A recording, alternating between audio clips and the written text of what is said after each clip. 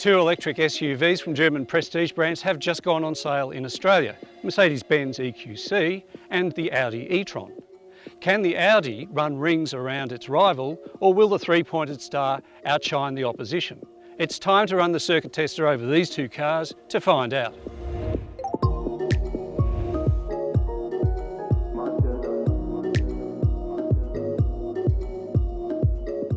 The Benz has been in Australia for a few months, but the e-tron is fresh off the boat, and both these cars are identifiably products of each respective brand. Neither will be mistaken for a conventional SUV in the range, however, not up close at least. Both are handsome cars and certainly aren't as visually quirky as some EVs. Two asynchronous electric motors are installed in each car, one for the front axle and one for the rear. Total output and power to weight ratio favour the Benz, and it certainly feels demonstrably quicker on the road than the Audi. From the driving position, you don't need the big badge on the steering wheel boss to tell you that the EQC is a Mercedes-Benz. There's a typical seat adjustment switchgear on the door card, the infotainment touchpad, and glossy piano black lacquer giving the game away.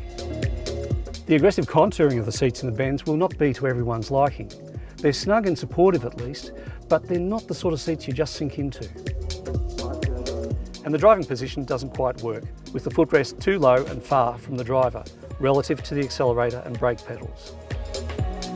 The e-tron is identifiable as an Audi by the familiar drive select and engine start buttons, but much of the fascia and centre console will be all new to consumers.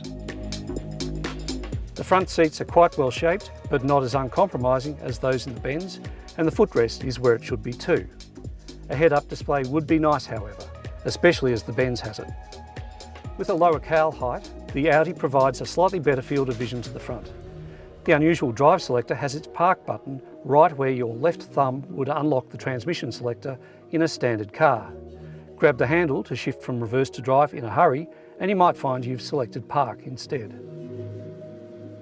And working out how to disable the parking brake's auto hold facility requires a quick read of the owner's manual in the Audi's glove box. While both cars have their ergonomic quirks, buyers will likely find themselves more at home in the Audi than in the Benz. Little touches like the clip to hold a smartphone in place for wireless recharging and the sliding lid for the centre console are features the Benz can't match. The centre console also features an additional storage bin under the folding armrest and slots for an SD card and SIM card. Style is a very personal preference, although both these cars are at the top of their form for interior presentation.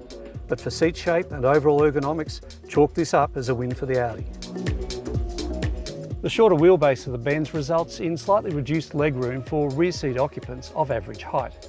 Headroom and legroom in the rear of the Benz is adequate, but it feels just a bit claustrophobic back here.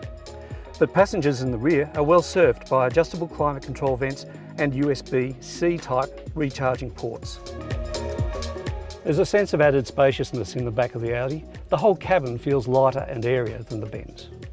Like the Benz, the Audi has adjustable climate control vents and two recharging ports, but of the more common USB-A type.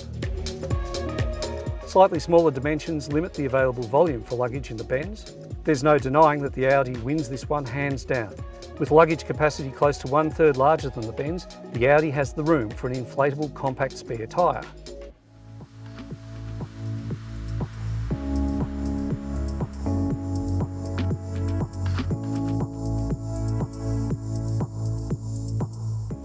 The Benz delivers strong performance in a straight line.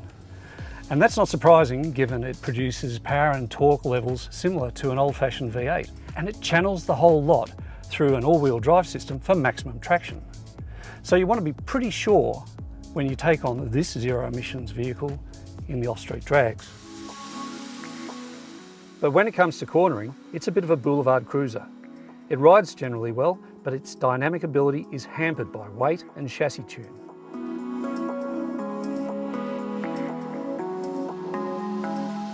What the Audi lacks in straight line performance, it more than makes up in cornering, and without compromising ride comfort either. Even in its softest settings, the underpinnings feel more at one with the road, and the Audi copes better with harder impacts, such as speed humps, for instance. Despite the Audi's larger external dimensions, its battery holds just 71 kilowatt hours versus 80 for the Mercedes. That is one of the factors contributing to the shorter range of the Audi. It's a really tough choice between these two. The Audi is very practical and it's a nice drive as well, but the Mercedes-Benz offers the 5-year warranty, longer range, better performance, and all that visual pizzazz we've come to expect from Mercedes-Benz.